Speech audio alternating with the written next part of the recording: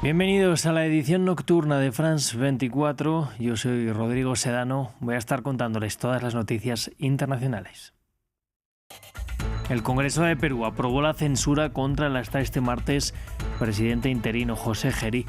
El mandatario fue destituido tras verse involucrado en una serie de escándalos por corrupción y tráfico de influencias, tras conocerse reuniones semiclandestinas con contratistas chinos. Murió también el martes en Estados Unidos a los 84 años el líder por los derechos civiles Jesse Jackson, el reverendo bautista que se convirtió en un estrecho colaborador de Martin Luther King y se presentó además 2 veces a la nominación presidencial demócrata. Padecía Parkinson desde 2017. Irán estaría dispuesto a una verificación de su programa nuclear, un anuncio que coincide con el fin de la segunda ronda de negociaciones entre Washington y Teherán. La diplomacia iraní señaló buenos avances y entendimientos sobre los principios fundamentales de la discusión con Washington. Comenzamos.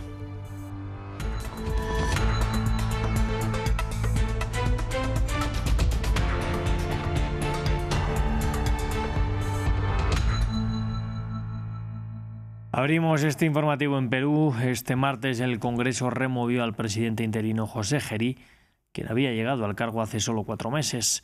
Gerí ya abandonó la residencia presidencial luego de que los legisladores votaran por su censura en medio de las investigaciones en su contra por corrupción y tráfico de influencias.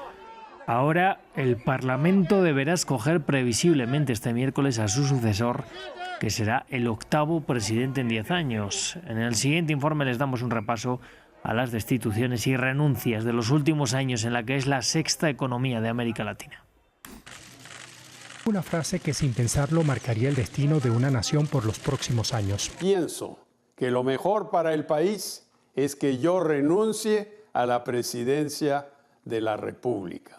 Así se despedía en 2018 Pedro Pablo Kuczynski de la presidencia luego de destaparse el escándalo de corrupción que lo relacionaba con la constructora brasileña Odebrecht. Su sucesor en el cargo fue Martín Vizcarra, vicepresidente de la nación y al momento del escándalo embajador de Perú en Canadá. Su mandato comenzó fuerte e intentó impulsar una reforma constitucional, pero sus iniciativas no prosperaron en el Congreso, a pesar de haber llevado adelante una disolución del Parlamento y nuevas elecciones legislativas. Fue destituido en noviembre de 2020 por incapacidad moral permanente. Manuel Merino asumió como presidente del país tras la salida de Vizcarra. Juro por Dios, por la patria y por todos los peruanos que ejerceré fielmente el cargo de presidente de la República. Pero fuertes protestas que terminaron con la vida de 2 jóvenes provocaron su renuncia a tan solo 6 días de haber asumido el poder. Francisco Sagasti estuvo en el cargo por 8 meses, suficientes para guiar al país a las elecciones generales del año 2021, las cuales fueron ganadas por Pedro Castillo, quien superó a Keiko Fujimori.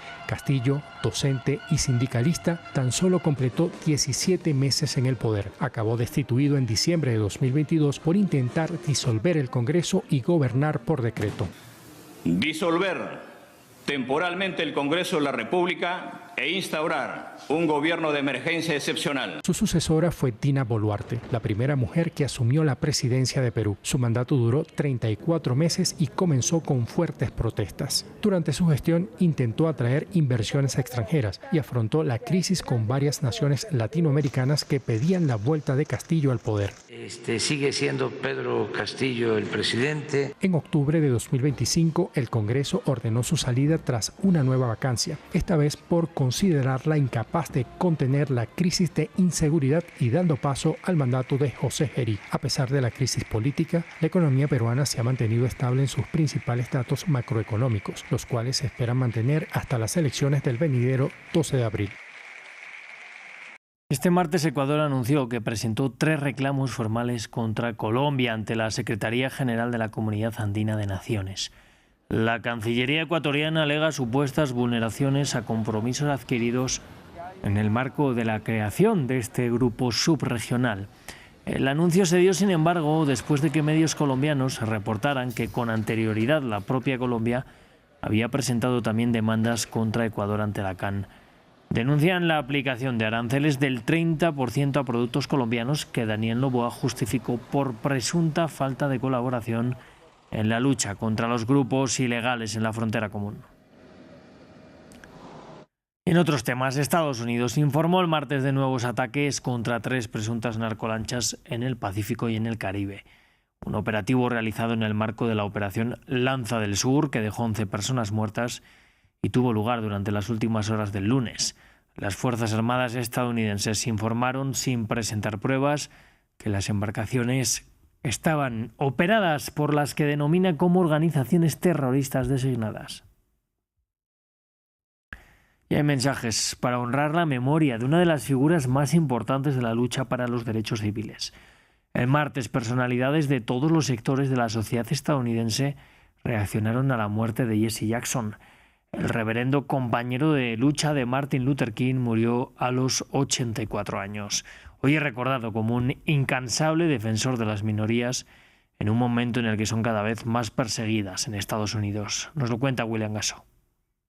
Con flores, simpatizantes honran la memoria de Jesse Jackson frente a la sede de la coalición Rainbow Push en Chicago. El reverendo, activista por los derechos civiles, murió el martes a los 84 años. Lo consideraba como parte de mi familia, hizo muchas cosas por mí y por la comunidad, así que ya sabes, sentí que debía honrar su memoria. Compañero de lucha de Martin Luther King en los años 1960, Jesse Jackson se convirtió en una figura mayor del movimiento para los derechos civiles. Su valentía en la incansable lucha contra el racismo le valió el reconocimiento de varios sectores de la sociedad estadounidense, incluso del presidente Donald Trump. Era un hombre bueno, con mucha personalidad, determinación e inteligencia de la calle. Era muy sociable, alguien que realmente amaba a la gente, a pesar de que los sinvergüenzas y lunáticos de la izquierda radical, todos ellos demócratas, me tachan falsamente y constantemente de racista. Siempre fue un placer para mí ayudar a Jesse en su camino. Activistas que lucharon al lado de Jesse Jackson también expresaron sus condolencias después de su muerte, llamaron a defender el legado del reverendo en un momento en el que los derechos de las minorías están amenazados en Estados Unidos. Todo lo que defendían el Dr. King y el reverendo Jackson está actualmente amenazado. Por lo tanto, tenemos el reto de no solo llorar la muerte de Jesse Jackson, sino de convertir nuestro duelo en un llamamiento a la acción. Otras personalidades saludaron la memoria de Jesse Jackson, como el presidente Clinton, quien lo calificó de campeón de la dignidad humana. Vamos a Suiza. Estados Unidos e Irán culminaron la segunda ronda de conversaciones indirectas celebrada durante este martes en Ginebra. La delegación de la República Islámica informó de buenos avances y entendimientos sobre los principios fundamentales de la discusión con Washington, pero recalcó que aún quedan detalles importantes por discutir. Tras la cita, el presidente iraní dijo que Teherán estaría dispuesto a una verificación de su programa nuclear. Nueva ronda de diálogos entre Irán y Estados Unidos, luego de que el presidente Donald Trump tildara a los negociadores de la República Islámica de malos. Irán es un negociador muy duro. ¿Son buenos negociadores o malos negociadores? Yo diría que son malos negociadores porque podríamos haber alcanzado un acuerdo en lugar de enviar los B-2 para neutralizar su potencial nuclear. Y tuvimos que enviar los B-2. Espero que sean más razonables. Quieren llegar a un acuerdo. Este martes se celebró la segunda jornada de negociaciones nucleares indirectas en Ginebra bajo la mediación de Omán. En las calles de la ciudad suiza, decenas de manifestantes se pronunciaron en contra de la violenta represión iraní durante las protestas de enero. Aunque al término de las charlas, la delegación del país persa aseveró que los diálogos fueron constructivos y que hubo un entendimiento con respecto a los asuntos principales. Todavía no existe una hoja de ruta propiamente dicha, pero ahora tenemos una visión más clara de las medidas que hay que tomar y los pasos que hay que seguir. Por supuesto, ambas partes mantienen posiciones que tardarán en desaparecer, pero al menos disponemos de un conjunto de principios rectores y de una vía más clara para avanzar. Por su parte, desde Teherán, el líder supremo continúa advirtiendo que sus Fuerzas Armadas tienen la capacidad de herir a las tropas de Estados Unidos ubicadas en Medio Oriente. Dicen, enviamos un barco a Irán. Por supuesto, un buque de guerra es una embarcación peligrosa, pero aún más peligrosa es el arma que puede enviarlo al fondo del mar. Omán afirmó que si bien queda mucho trabajo por hacer, el diálogo del martes resultó con un buen progreso. Mientras tanto, las agencias de noticias estatales de Irán informaron que la Guardia Revolucionaria y el ejército llevaron a cabo ejercicios militares a gran escala en el estrecho de Hormuz, cerrando zonas del paso marítimo durante varias horas. Así nos despedimos. Sigan aquí con nosotros en France 24, que enseguida volvemos.